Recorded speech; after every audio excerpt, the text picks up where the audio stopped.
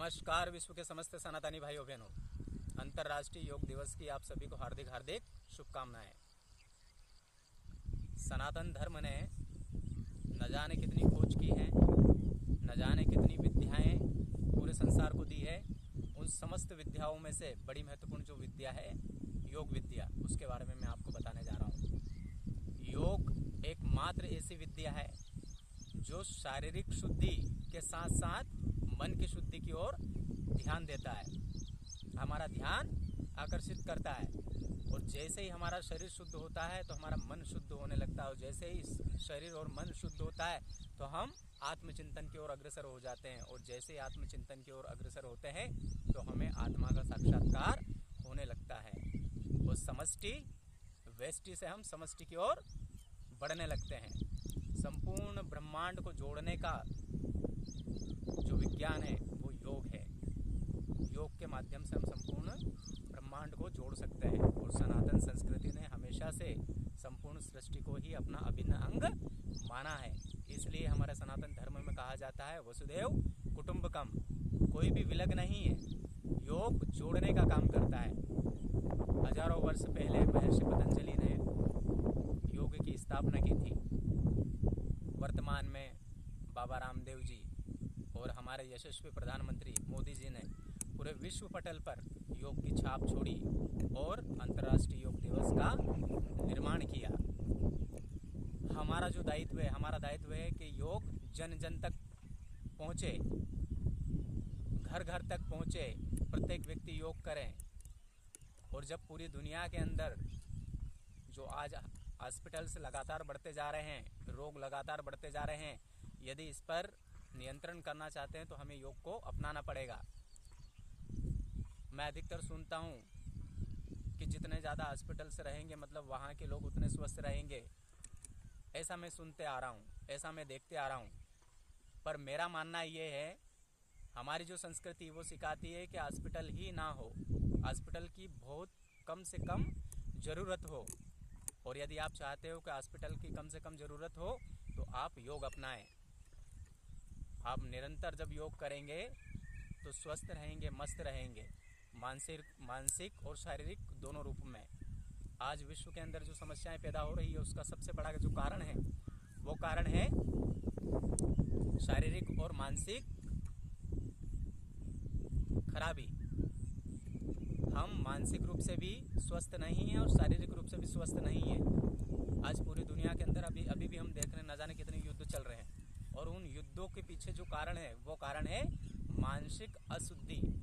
तो यदि मानसिक शुद्धि चाहते हो, यदि शारीरिक शुद्धि चाहते हो, यदि विश्व में शांति चाहते हो तो योग अपनाएं। इस अंतर्राष्ट्रीय योग दिवस पर मेरा आपसे यही निवेदन है कि आप योग करें। अब मैं कुछ योग बता रहा हूँ। कपालभाति, केवल हमें श्वास को फेंकना है, स्वतः अंदर आ जाएगी, केवल हमें श्वास को फेंकना है।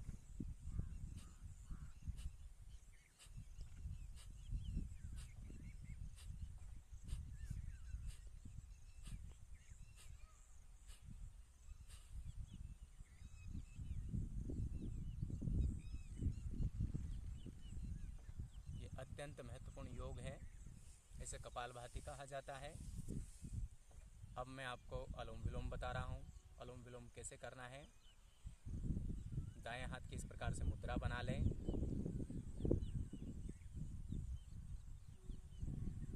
लंबी गहरी श्वास लें, धीरे धीरे छोड़ें, फिर गहरी सांस लें, धीरे धीरे छोड़ें। इसे अनुलोम विलोम कहा जाता है। ये नाड़ी शोधन प्राणायाम है। इसके पहले मैंने कपालभाति किया था, वो भी नाड़ी शोधन प्राणायाम के अंतर्गत आता है।